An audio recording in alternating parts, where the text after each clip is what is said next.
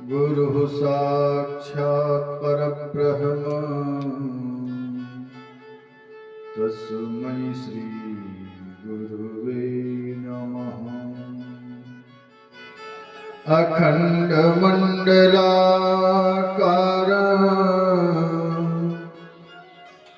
व्याप्तमेन चराचरम् तत्पदं दर्शितं येन तस्मै श्री गुरुवे नमः। तस्मै श्री गुरुवे नमः। जय जय जय हनुमान गोसाई कृपा करो गुरुदेव की नाई।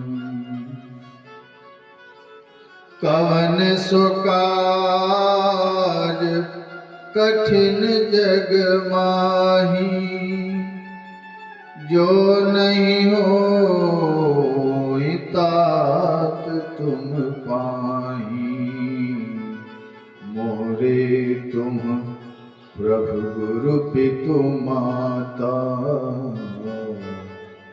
जाऊं कहाँ तजी पद जल जाता। आशुतोष तुम अवधर दानी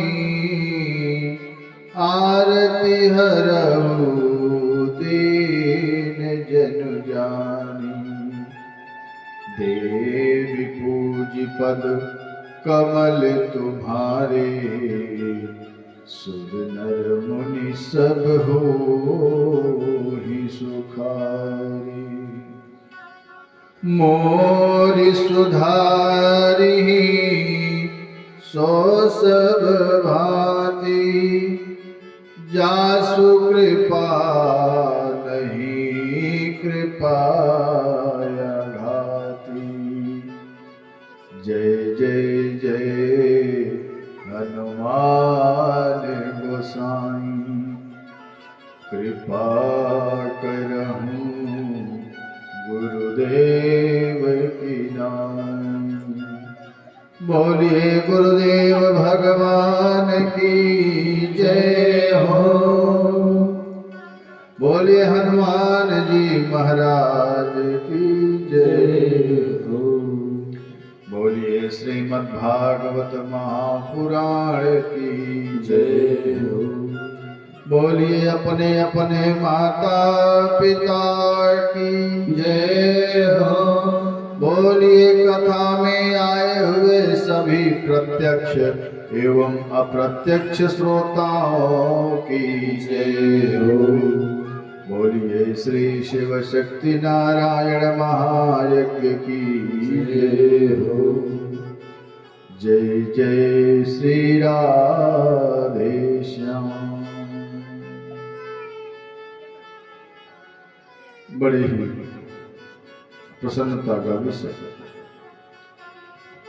संकल्पित 108 श्री शिव शक्ति नारायण महायज्ञ श्रृंखला के 88वें यज्ञ का आज द्वितीय दिवस।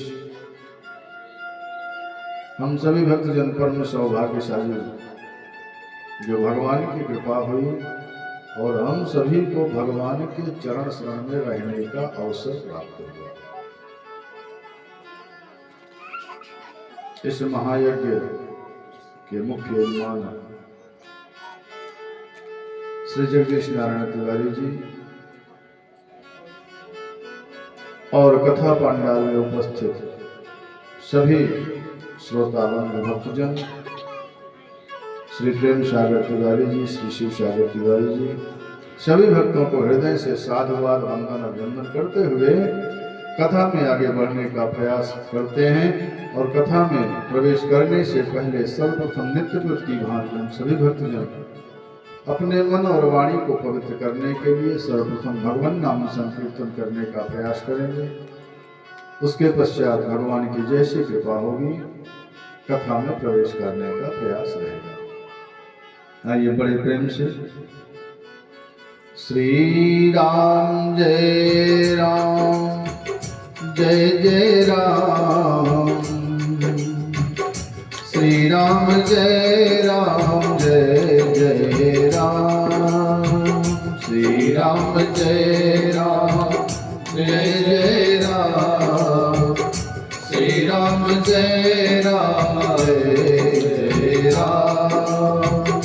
श्री श्याम जय श्याम जय जय श्याम। श्री श्याम जय श्याम जय जय श्याम।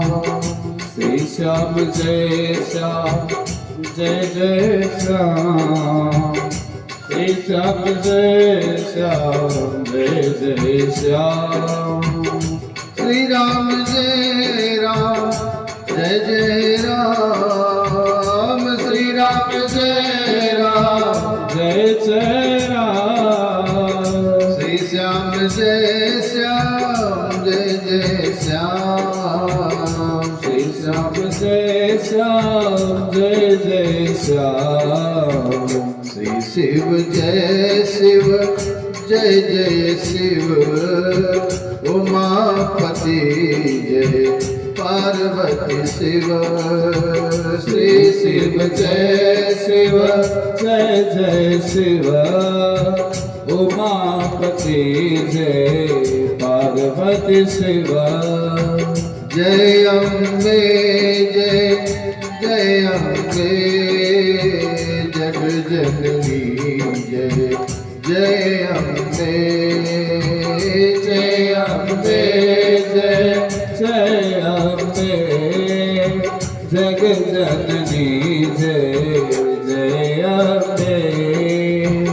जय हनुमान जय जय हनुमान। जय हनुमान जय जय हनुमान। कृपा करो हे कृपा निधान। कृपा करो हे कृपा निधान। जय हनुमान जय जय हनुमान। जय हनुमान जय जय हनुमान। कृपा करो हे कृपा निधान। कृपा करो हे कृपा निधान। श्री राम जय राम जय जय राम। श्री राम जय राम जय जय राम। साधक कहता है कि हे प्राणियों, अपने अनमोल जीवन का जो मूल समय है उस पूरे समय को भगवान के चरण स्मरण में लगाओ। भगवान के चरण स्मरण में लगने से तुम्हारा कुछ बिगड़ने वाला नहीं है, सिर्फ और सिर्फ बनने वाला है। भगवान की शरण में रहने से कभी अहित नहीं होता है। साधक कहते हैं कुछ नहीं बिगड़ेगा तेरा। कुछ नहीं बिगड़ेगा तेरा। हरि शरण आने के बाद। कुछ नहीं बिगड़ेगा तेरा।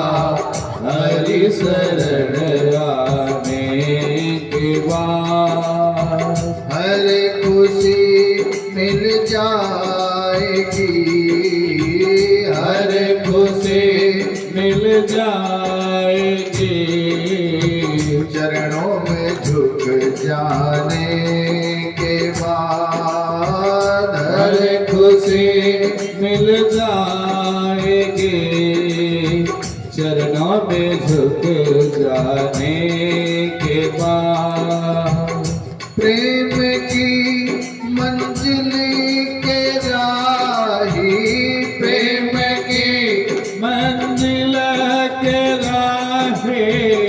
कष्ट पाते हैं मगर बीज फलता है सदा। बीज फलता है सदा। मिट्टी मिट्टी में मिल जाने के बाद बीज फलता है सदा, मिट्टी में मिल जाने के बाद। कुछ नहीं बिगड़ेगा तेरा, कुछ नहीं बिगड़ेगा तेरा, हरि शरण आने के बाद कुछ नहीं बिगड़ेगा तेरा, हरि शरण आने के बाद। पूछो उन फूलों से जाकर, पूछो उन फूलों से जाकर, छाई है कैसे बहार, कब तलक कांटों में सोया, कब तलक कांटों में सोया, डाल पर आने के बाद, कब तलक कांटों में सोया, डाल पर आने के बाद। देख कर काली घटा को, देख कर काली घटा को, ऐ भ्रमर मत हो उतार, बंद कलियां भी खिलेंगी, बंद कलियां भी खिलेंगी, रात ढल जाने के बाद, बंद कलियां भी खिलेंगी, रात ढल जाने के बाद। प्रेम कर निर्मूल सदा तू, प्रेम कर निर्मल सदा तू, उस मेरे घनश्याम से, सूखी बगिया फिर खिलेगी, सूखी बगिया फिर खिलेगी, ऋतु बदल जाने के बाद, सूखी बगिया फिर खिलेगी, ऋतु बदल जाने के बाद।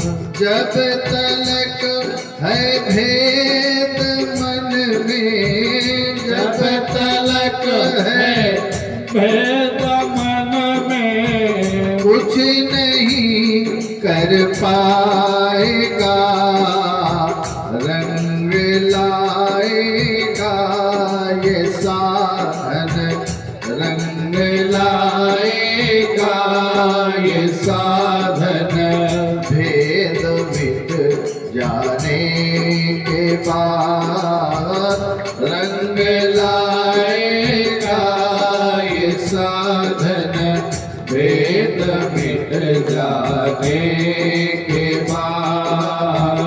कुछ नहीं बिगड़ेगा तेरा, कुछ नहीं बिगड़ेगा तेरा, हरि शरण आने के बाद, कुछ नहीं बिगड़ेगा तेरा, हरि शरण आने के बाद।